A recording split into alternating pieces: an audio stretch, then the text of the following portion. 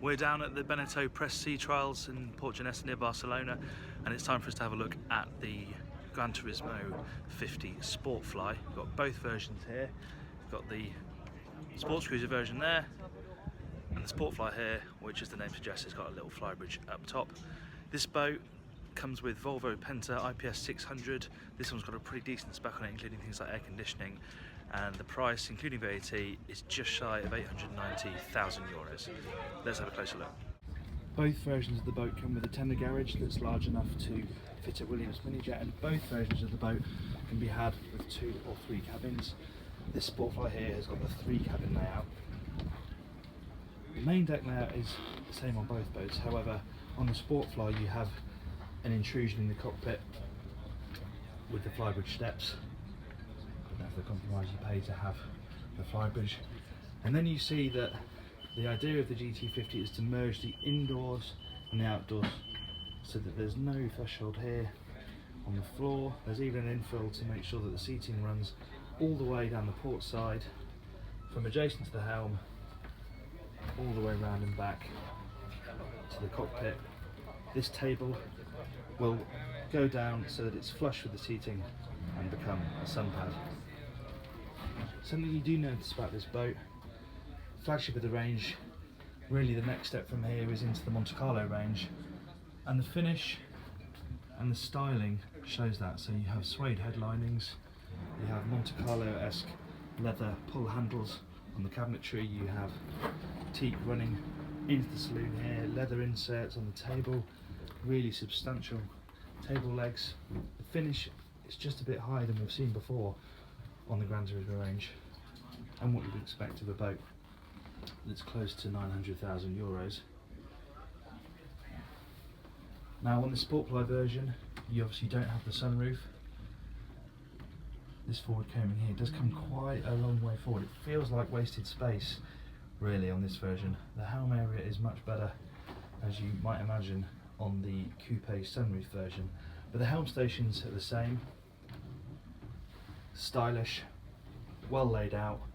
There's plenty of adjustment on the seat, which slides and also bolsters. And this boat is the first to use Bénéteau's new ship control system, which we'll have a bit of a closer look at now. There's nothing new about these digital control systems. We've seen them before, but Bénéteau's is a particularly good one. They spent a lot of time perfecting it. They haven't just brought it to market, they've used it for over a year before they've let it loose on the public, and it's a really good system.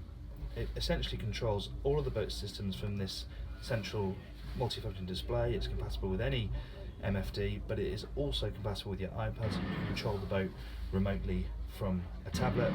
And then you have the major systems are displayed through this screen here. So here you have the lighting. You can control the lighting on the upper deck, the main deck and the lower deck.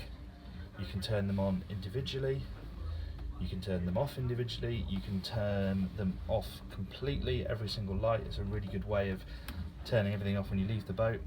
You can also dim them from here, and it goes on and on. So you have all your tanks, and what's really nice about the tanks is, for example, the black water tank, you can empty the tank from here as well. As long as the seacock's open, of course, it means you have to go downstairs and go and press a button in the loo. You press this button here and you can empty the tanks remotely from up here at the helm. And another nice touch is how the network of power is displayed on this boat.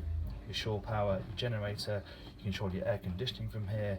Again, there's no faffing around with lots of different buttons to get the generator going. You simply press this one here, it takes a few seconds and it'll begin to fire up, and then it'll turn on, and that's when you can control things like air conditioning, and you can monitor the consumption of the boat. There you go, the generator just fired up, and you can see you've got a reading there, and it's very easy to see what's using what, control the air conditioning. You have a very clear view of whether you're using shore power, generator or an inverter.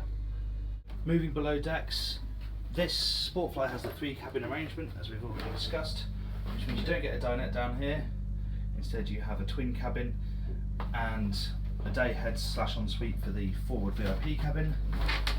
Galley area, it's good size, Those tops could do with a fiddle to stop things rolling around, but there's plenty of worktop to use.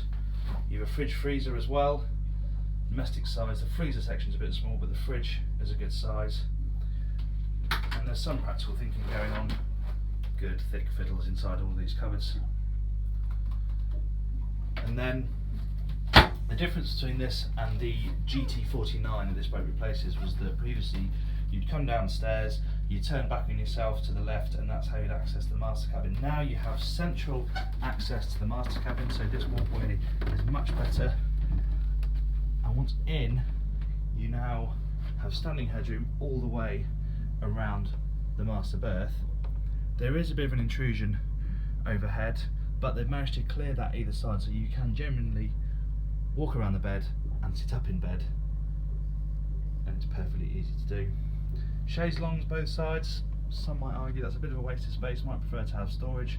You have at least got this nice big hanging locker here, plenty of space inside that. And then if we come to this screen here, this is a little shoot off from that boat management system, and that every cabin has its own screen here which controls cabin lights. It controls music if you have AV fitted in here, so you can control that by zone, and the same with air conditioning, all controlled from that little panel. But you also have repeaters and proper light switches, so you're not totally reliant on that little screen. And they've also reworked the way the ensuite works in here, so you now have a split shower cubicle, shower that side, toilet this side, and then the sink is open to the cabin. It's a really simple idea, clever way of making this area feel as spacious as possible. It also means that someone can use the shower and at the same time somebody else can use the loo, and they don't have to wait. Let's take it up to the flybridge, which, although this is a sports bridge, is actually a pretty good size for the size of boat. They've majored on seating, so you have plenty of room to sit guests up here. Okay, there's no wet bar up here. There is a little one downstairs under the flybridge steps. You don't have to go to the galley all the time. This area here is great for a couple of guests to sit when the boat's going along, and also converts into a small sun pad. And then you have the driving position. It's nice and clean, the helm. Everything is within easy reach and quite easy to see. The only problem is how low the seat is. You find that your knees are higher than your hips, which is quite uncomfortable for a long period of time. It's also pretty close to the helm no matter how you have it, so skippers who are a bit taller are going to find that a bit uncomfortable on long journeys. So what is the Gran Turismo 50 like to drive? Well, on the Sportfly it depends which helm you're at, because up top the steering is a little bit stiffer, doesn't seem to react quite so well to what you do to the wheel. However, you're higher up, so the lean is accentuated and it feels a little bit more exciting up there. Here, down in the lower helm, you're far more insulated from what's going on around you. And that's a key point about the Gran Turismo 50. It's an extremely quiet boat.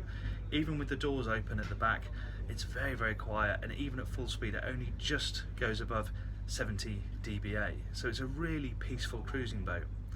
Part of the reason for that is because this boat has IPS 600s, so that's 435 horsepower per side, which is not that big for a boat of this size. Top speed is only 28 knots, which sounds like it might be a bit restrictive. However, the boat cruises so well at 22 to 25 knots with not that much difference in fuel that I think you'll probably feel okay about that. Of course, there are some people who are going to want to go over 30 knots, and for them this boat isn't going to be the one. However, if you can resign yourself to the fact that you're going to be doing more like 20 to 25 knots when you're cruising, it's a real sweet spot for this boat.